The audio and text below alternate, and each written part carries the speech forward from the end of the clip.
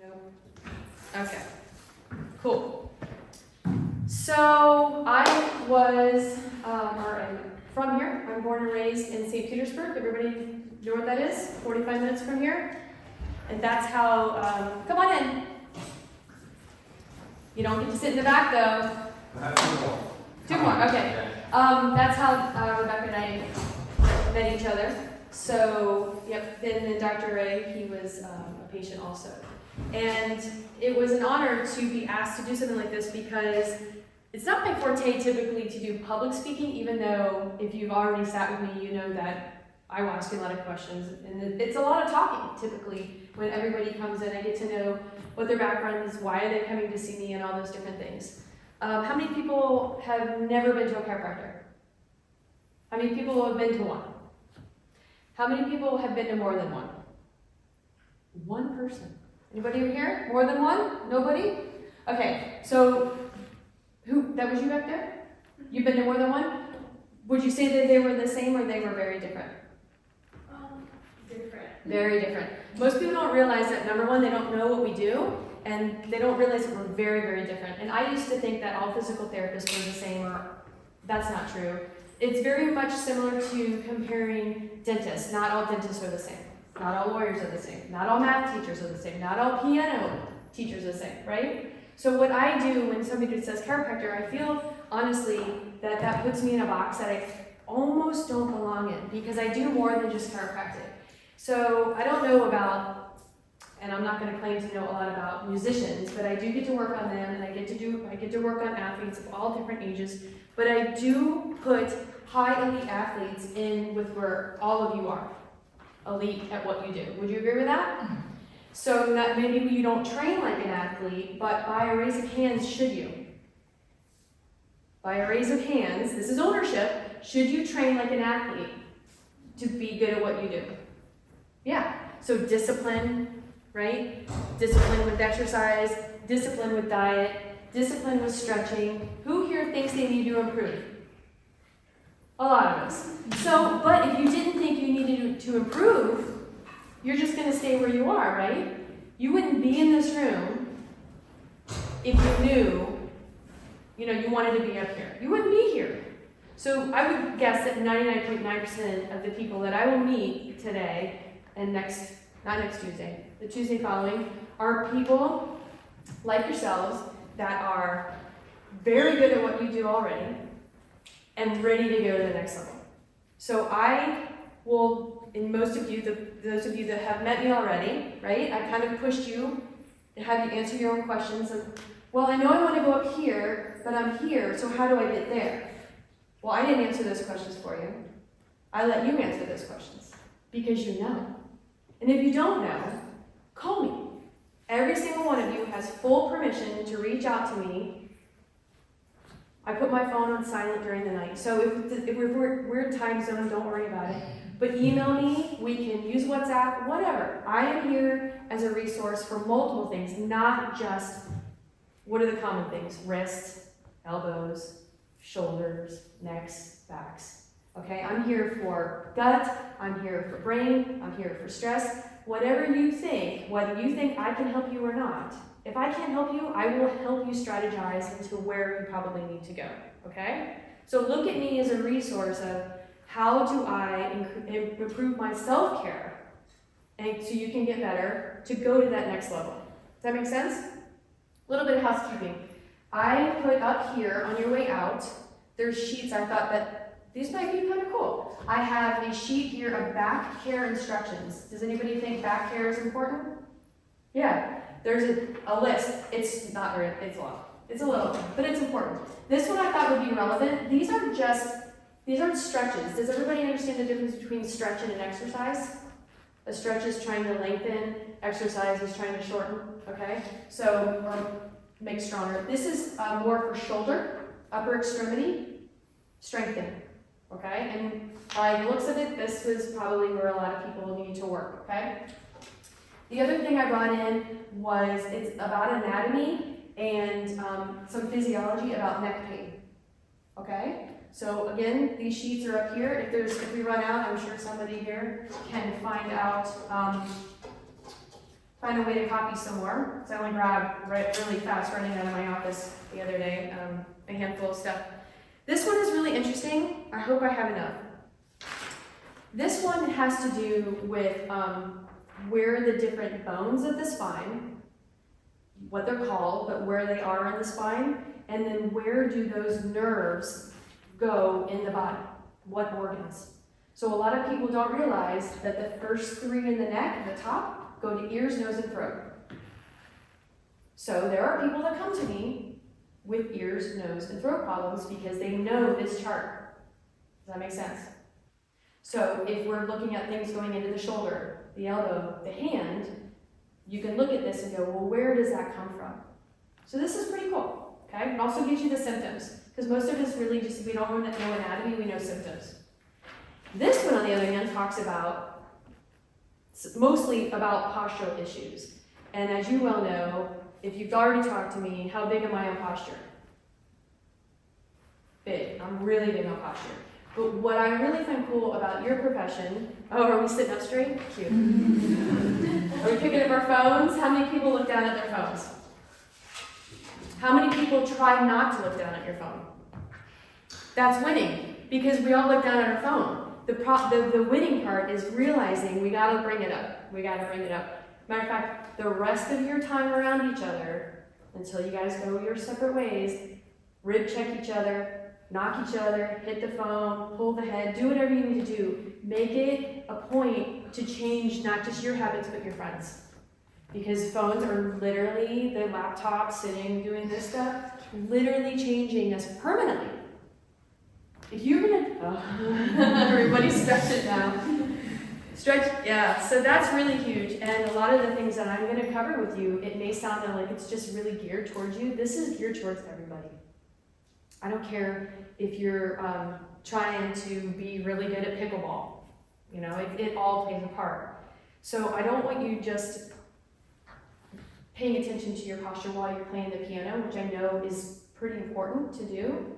And if you can't get into a good posture while playing, then that's a really good sign that something's wrong and needs attention, okay? But watching your posture while you're cooking, while you're watching a movie, while you're brushing, like anything that you're doing, going for a walk. We're not gonna go walking like this, right? Retrain your muscle groups to be thinking that way. So when you are in your piece and you are really playing and you are just really going at it, your body will, when you come back and you're like, go back into nature, your body will automatically do it without you thinking over and over and over again. Does that make sense? Okay? I talk fast, number one, okay? Let me back up a little bit about me. How many people here feel that, like, this is not bragging, that your abilities right now are a gift, a blessing, kind of, you're just like, you were kind of given this. It was more of a calling. You're the only one that's like a calling and a gift? Okay, are we shy? So can we look around the room? Does anybody else think that it's gifted that you guys are sitting here at this level? Yeah, I think I would say that. To me, I look out on this room and I'm like, you guys are all high-level pianists, am I right? Or am I in the wrong room? Did I get the wrong room? Maybe I got the wrong room. So I was a senior in high school, so I was about 17, 18, and I did not know what a chiropractor was. And my teacher asked a question of all of us, because it was like some sort of healthcare class, I don't know what it was. And she said, I will bring in a speaker of any healthcare profession that you're interested in. And I wrote chiropractor. I have no idea why, never met one. And so this chiropractor came in, he spoke, and he's like, who asked me to come in? He understood what happened. And I was like, me? Kind of like this guy did, he was like, it's me. And so he offered me a job to come in, it was like 3 days a week for 3 hours to learn about the profession. And I did, and I knew right away, I loved it. I was like, you can help people get better naturally, and it was all different age groups and situations. And so I went and I did that, and then when I got out is when I went into my minors in nutrition. My mother's side of the family, all the women have thyroid issues. Anybody know anybody with thyroid issues? Yeah, right? My father's side of the family all have type 2 diabetes. Anybody know anybody with blood sugar issues? Right, 2 major health issues. Well, here I am trying to learning all this stuff. But I was like, okay, I do not want these issues, so I delved into that, learning everything about that. So I feel like at this time, practicing for 26 years, I know a lot about that. Then I was like, there's no way I'm going to do this. I'm not going that route. That is 100% preventable and reversible if not caught too late. So I learned everything I could about how to avoid and reverse sugar issues, blood sugar issues, right? So if you have questions around that, you can come to me around that, okay? Gut health issues and inflammation. What do you guys really care about? Inflammation? Yeah, I've heard a lot of you guys talk about inflammation. What is that? Where does inflammation come from? It starts in the gut. Starts in the gut. There are external factors like lotions and weird chemicals you can get exposed to that can create an inflammatory response, but if you're having systemic inflammation, it's typically related to a gut issue. So what does your gut get exposed to the most? It gets exposed to food. So food, who was I talking to earlier? Who's Australian? Are you in this room? That was you. And I said, well, do they have this saying over there, you are what you eat? And you're like, yeah. I was like, great, because we are what we eat. And we are a product of our deficiencies. And if you don't know what those are, then how can you move forward? So that's another part of your learning journey. To be elite at where you are and where you want to go, you have to look at your body outside of being a pianist. Because when you're really good at it, how many people are only thinking about whatever you think about when you're a pianist, right? But you're waking up thinking about it, and you're like, is that your routine, day in and day out? Or do you have other things? Do you play another sport? Tennis sometimes. Sweet. Anybody else do other stuff? Yeah, you really should. But it'd be really great because if you really took the time to kind of start encouraging yourself to learn about these other things that can break you down and how to do the opposite. Does that make sense? Okay, so who do you reach out to if you're not sure where to go next? Me? Yeah, reach out to me if you're not sure where to go, okay? My number one skill is being a strategist. I can help anybody strategize out of anything. I have this really weird gift. It took me a long time to realize it. I can see something unfolding and know what we need to do before it unfolds. What do most people do? Something unfolds, and then they analyze it. I don't know what to do. My gift is to go, I know what to do, let's go.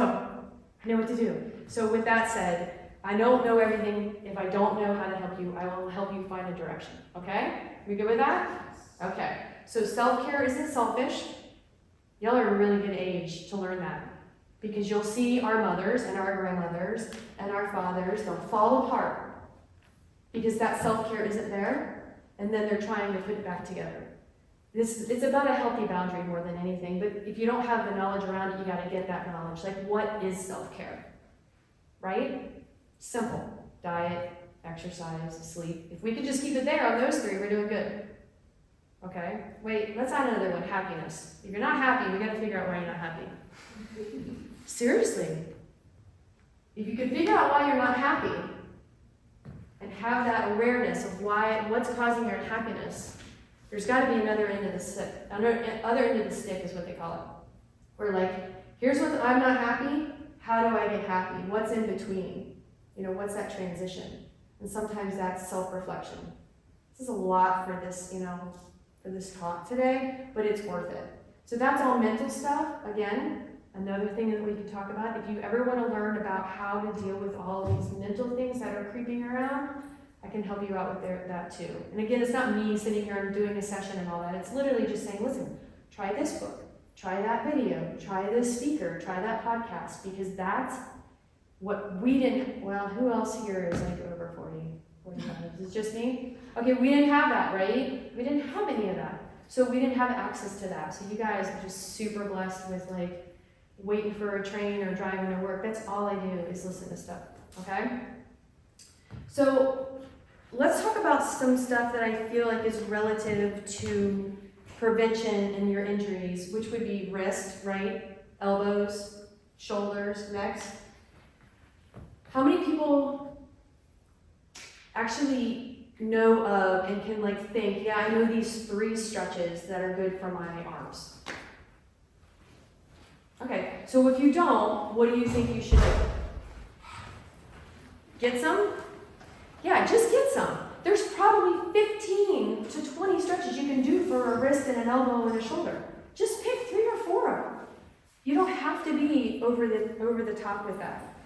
Now, again, if we were to go, okay, well, I'm really good at what I do, and I want to go up here. I want to make it like a profession. I want to make it my forever. Then you have to sustain where you are and improve at the same time. Because as we age, our bodies do what?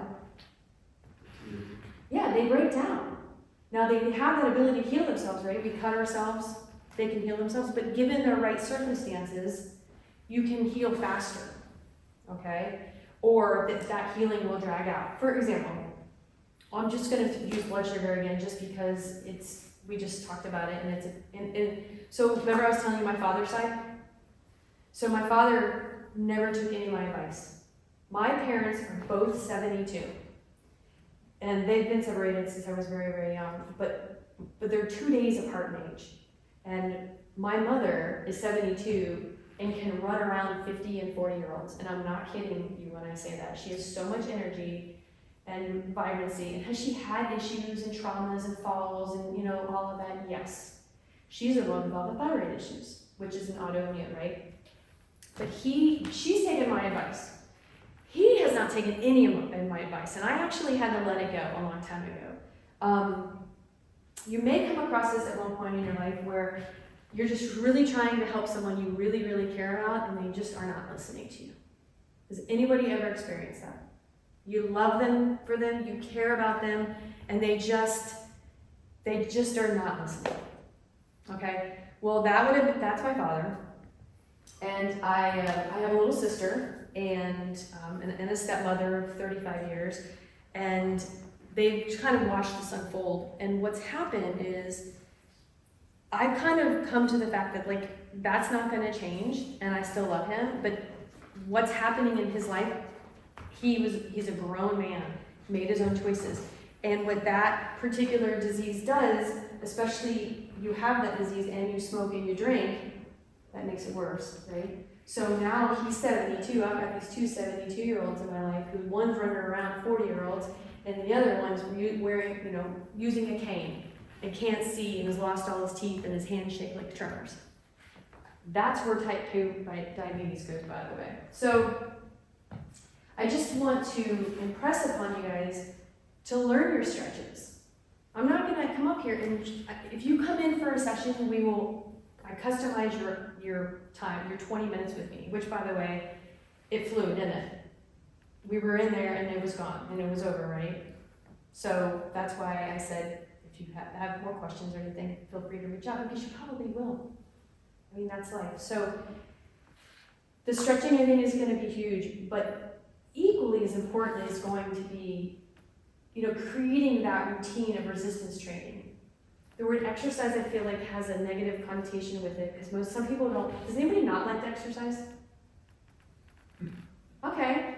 I think we have some honesty here. Okay, thank you. That's real. I really don't want to go and work out, multiple times a week. But to be able to do my job at the level I do my job, I'm speaking to you guys. At the level you're doing your job, playing the piano and wanting to make it forever, you're going to have to, encompass these things. I'm going to tell you that if you can find a good routine of resistance training, not stretching, separate, you're building muscle now, you're building strength. 20 minutes a day, 3 times a week. That's minimum. So can anybody spare a good 20 minutes of just, and if you can't think of anything to do at home, go to YouTube. If nothing comes out at YouTube, just reach out to me. I can come up with an easy home routine. If anybody wants to write this down, sun salutations. You guys ever heard those terms? You ever done it? It's not difficult, is it? I mean, yoga's challenging, don't get me wrong. I am the least flexible person. I've never been able to touch my toes. But yoga has that sun salutation set. It's a repetitive pattern. That is core, and that is stretching, and that is strengthening of the upper body, Protecting the wrists. I highly recommend you guys consider protecting your wrists at all costs. You guys need these upper extremities to stay strong. So heavy backpacks. Who hurt themselves with luggage? Who had that? I don't think she's in this room. Somebody was carrying luggage and hurt her forearm or something recently. I mean, it's just those little things that we don't think about, right? If you were an elite soccer player, you probably would protect your feet. Okay? So protecting your upper extremities will be huge. When you start venturing into these exercises, programs, consider these little small wristbands. They don't go in the hand, they don't go in the thumb, they literally just sit here and you tighten them. So when you tighten them and you go to do different moves and lift weights, it will protect your wrist. Tends to be a particular joint that can be easily irritated. So does that sound like a good idea? Protecting our wrists? Yeah. As far as the elbow is concerned, that's a little bit trickier because it's between this and here. So you kind of have to keep this joint healthy with this joint. Typically the elbow will follow along. Now granted, if you fall on it, if you get hurt by something, you want to reach out to somebody that probably can help negotiate that. Taking over-the-counter prescriptions and for pain and things like that to mask your pain is horrible for your kidneys and your liver and really doesn't fix the problem. So if something gets bruised and it's gone within 3, 4, 5 days, that's great. But if it's going to stick around for a week or 2 or 5 weeks or a month, you got to get it addressed. I'm not saying go and be like, oh, that didn't work. I'm saying go try it. If that doesn't work, go over here, try it, like figure out how to get better. And eventually you'll find somebody. Does that make sense? Okay. There's lots of different modalities. Shoulders are funky. Sleeping on our stomach will trash the neck and the shoulders. So I would tell you to stop. Oh, you seemed excited about that. Yeah. Don't sleep on your stomach anymore. Who slept on their stomach last night? None of you? Okay, we're bombing out here. So, I have trouble believing that, by the way. Sleeping on our stomach leads to a lot of different problems. I'm not going to go through all of them, but it really isn't good for us structurally, not just neck, it is low back and other different things, okay? Let's see, wrist, elbow, shoulders, neck. The lower back is usually, if it's bothering you, it can be from an injury you had, or it can be from repetitive poor posture. Now, you guys know posture. You know posture. Who's had ingrained posture from playing the piano? Talk to them. Yeah, I mean, it's like, it's ingrained. So if you're noticing you can't, straighten that, then either try that yoga I'm talking about, those sun salutations, because that will encourage that. But identify if you're sitting a lot where you're tucking into your seat, because that low back spine down here should have a curve. This way, not this way. So when we sit and we tuck, you're encouraging. Don't look back at your instructor back there, getting all cozy in his chair. He's like, I don't know what you're talking about, posture back here. It's okay, I don't analyze outside of the room or the talk, so you're good. I cannot think. I have hit on everything I wanted to talk about, and I did want to leave room for questions. The only part that I want to finish with before we open up to any questions that you guys have, and the access to the copies that are down here on the stage, is the mental aspect. So we've got the physical aspect, right? Okay? And then we've got the nutritional aspect, and then we've got the mental aspect. And so when we're struggling mentally, we don't sometimes know what to do. And my point would just be ask and learn. Don't ever sit with your mental stuff and just hope that burying it it'll just go away. That is absolutely the opposite. Burying it just gives you a temporary relief, if it actually does. It's probably a fake relief, but it will end up festering and it will end up building on itself, okay? So keep that in mind. If I can't help you, I will help point you in the direction that's somebody that can, okay? What's so cool about now and technology is like, if you're back in Australia, let's just say you're back in Australia, and you need to reach out to somebody like me, you can just reach out, okay? So that gate and that door is open. for you guys to walk through. Now, who has questions about anything that I've talked about so far? Nothing? Yes? Could you show us a couple, like everyday wrist stretches? I think that would be helpful for us. Yes, I can. I was just thinking that none of this feels good. Does anybody have wrist issues, or not issues, but their wrists are uncomfortable and can be uncomfortable? Yeah. So I'd like to go over not just stretches, but maybe strengthening, because I think it's important to combine, but there's a fine line. So stretching is really obvious, right? I'm going to give you the analogy of an ankle sprain, which is the end of an appendage, right? It's the end of an extremity. When you sprain an ankle, you're supposed to stay off it, right? But do we stay off the hand? Do we stay off playing? Do we? No. But you stay off an ankle. Well, you're supposed to. And you're supposed to here also.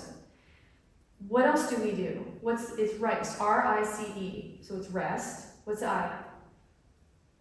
Ice, right? So do we ice this? No. Should we? Yes. What's C? Compression. So you put an ankle wrap on when you do the ankle, but do we wrap this? No. Why? Why don't we do that? Why don't we protect it? I don't know, but we should. Okay? The E is elevation. So mostly because of drainage. So if we have anything that's swollen, we elevate it. You've heard this, so you guys have heard this, right? So if we elevate this, that allows gravity to pull it out of here. So what is the same, it's the same thing here. It's just bringing it, where it can drain. Does that make sense? So as far as stretching is concerned, if it's already hurting, we have to be a little bit more careful. We can do this, we can, try these different things. I would rather just draw the alphabet. That's what I tell people with the ankle. I'm like, just bring it, elevate it, ice it. Even with the ice, you go A, B. So it's the same thing. You would go, and I like to support it. So this is the edge of a desk or a table at home. A, B, C. So you're taking it through the range of motions. But that's just stretching. That's not exercise. So exercising would be twofold. One is this compression force. You're building these muscles in the front. So squishy ball. One of the hand grip thingies. But you gotta go and do the opposing muscle groups, which would be the posterior aspect. And I like to, so I always think what's easy and what can we get our hands on that's not very expensive. I just say, go get some broccoli or asparagus rubber bands from the grocery store. There's big rubber bands that you're like, what are you gonna do with this? And you just toss it. If you wrap them here and you go out here, because if you think about it, the wrist is just this, really feels mostly bony. It's usually irritated by the ligaments and tendons, which really don't stretch and really don't contract. They just don't. So you have to get the stabilizing muscle groups stronger, which are in the forearm. Okay? Does that make sense? Same thing with the shoulder. If the shoulder's bothering you, rest, give it a break, ice, cool it off. Compression, you could probably put something on it, but probably not. You could maybe do some massage on it, and then there's no elevation with this. What you don't want to do is sleep on it. You want to give it a break. So you don't want to sleep on it, you don't want to bring this up, you don't want to bring it up your head. Shoulders want to be here. They want to heal here. One of the things I do notice is when we round, we end up getting these trigger points through here. You ever had those?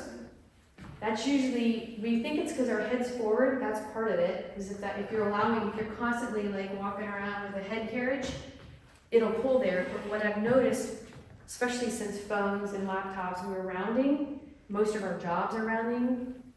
You guys, your hands and your bodies, this is how you and I make our livings, right? When we roll forward, the opposing muscle group is trying to pull it back. So you have to encourage it to come backwards. So you've got like doorway stretches and anything musculature-wise, resistance to build the back. Build the back, build the back, build the back. The back of the arm, the back of the back, okay? Any other questions? None? Not at all? Yes? Is like cracking knuckles like healthy for the hand? That's a myth that it's unhealthy.